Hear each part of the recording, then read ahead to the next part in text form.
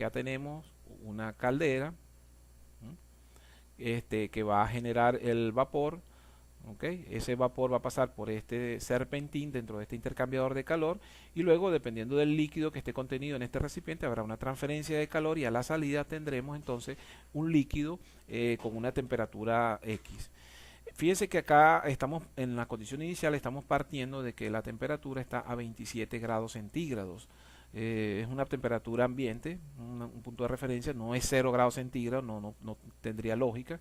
Entonces aquí, antes de iniciar el proceso, debemos asignarle un valor al switch de alarma. En este caso, el TSH es un switch de alta temperatura que nos va a permitir determinar en qué punto yo quiero que por protección se detenga la caldera en caso de que hubiese un incremento excesivo en la temperatura dentro del recipiente o el vapor esté calentando muy por encima de lo deseado la variable a controlar.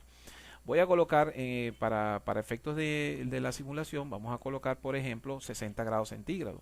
Eso quiere decir que si yo coloco en 60 grados centígrados la alarma, mi valor de referencia no puede exceder 60 grados centígrados, porque si yo quiero calentar a más de 60 grados centígrados el líquido, cuando la variable a medida supere este valor, se va a activar la alarma y va a detener la caldera. Por lo tanto, si yo fijo acá una variable de 60 para la activación de la alarma de alta temperatura, entonces siempre mi valor de referencia debe estar por debajo de 60. Vamos a colocar un valor de referencia, por ejemplo, de 50. Si colocamos un valor de 50, colocamos el valor y podemos hacer clic aquí en la superficie para que se ejecute el valor.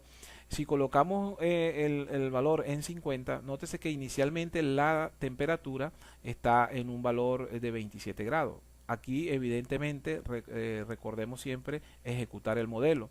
Si no ejecutamos el modelo, pues obviamente va a ser muy difícil que el proceso se ejecute, ¿no?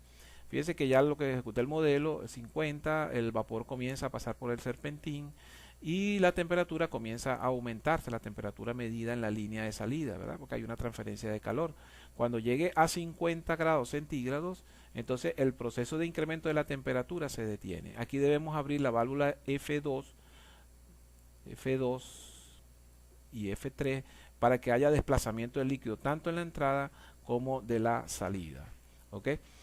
Bien, nótese lo siguiente, cuando nosotros tenemos este comportamiento de 50 grados centígrados, la válvula llegó a 23 grados centígrados. Si yo quisiera disminuir la temperatura, por ejemplo, a 35 grados centígrados, la válvula comienza a cerrarse porque los 35 están por debajo del valor que estoy midiendo. Entonces, ¿qué es lo que hace el controlador? Le dice, hey, a la válvula vamos a cerrarla para que entre menos vapor. Al entrar menos vapor hay menos transferencia de calor y al haber menos transferencia de calor la temperatura del líquido comienza a bajar lentamente y se va a detener hasta más o menos que alcance el valor de referencia, alcance los 35 grados centígrados, ¿verdad?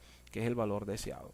Ahora, si yo en algún momento llego y coloco, por ejemplo, 70 grados centígrados, observen que los 70 grados centígrados, aquí están el color verde, me indica el set point, que es el que estoy cambiando, el color blanco me indica la temperatura dentro del recipiente, que es medida o la temperatura de la variable de salida, que es medida por este transmisor, y el color rojo me indica la corriente que produce este transmisor, ¿verdad?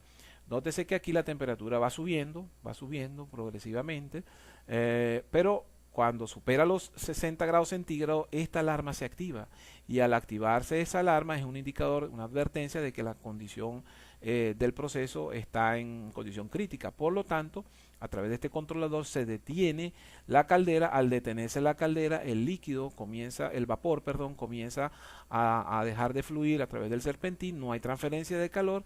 ¿Y qué va a suceder entonces con el líquido? Bueno, el líquido dentro del recipiente va a comenzar a enfriarse, producto de qué, de que al transcurrir el tiempo sin haber transferencia de calor, pues el líquido va a ir saliendo cada vez con menos temperatura, ¿verdad? En este caso sería la condición crítica en la cual se activó la alarma, ya que la temperatura superó el valor que yo fijé aquí en la alarma.